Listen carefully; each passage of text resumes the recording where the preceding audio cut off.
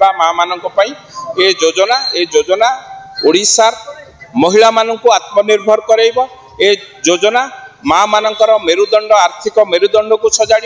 ए योजना घरे बसीथिबा माँ माने जो माने हांडीशाल रे बसीचंती तांको राजरास्ता को नहीं तांको आत्मनिर्भर करैब। ए योजना द्वारा प्रत्येक परिवार आत्मनिर्भर हो पार।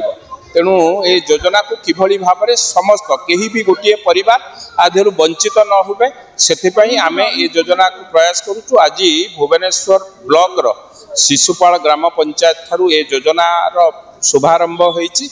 एठी चेयरमैन सरपंच एवं आम समस्ते रही वीडियो सीडीपीओ समस्ते रही समस्त उपस्थित ये कार्यक्रम आरंभ है।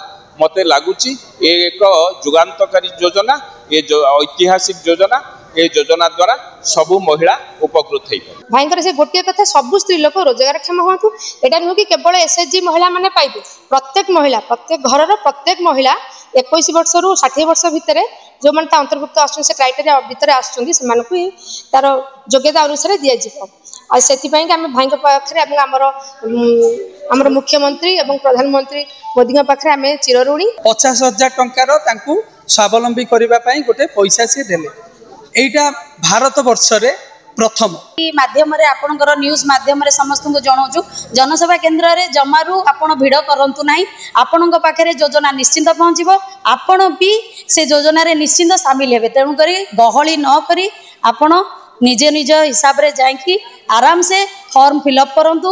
आपण को पंचायत स्तर रे जो माने अछंती भाई माने आमे तुलमूलक प्रथम आपन को सहयोग करूँ। किसी जदि त्रुटि रही है आम मान जोगाजोग करेंगे।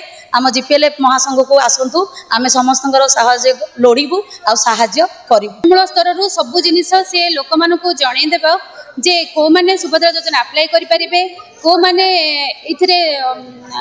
जो सहभागिता होकर सुफल पाइपर ए सब विषय से समस्त को जनईदेव।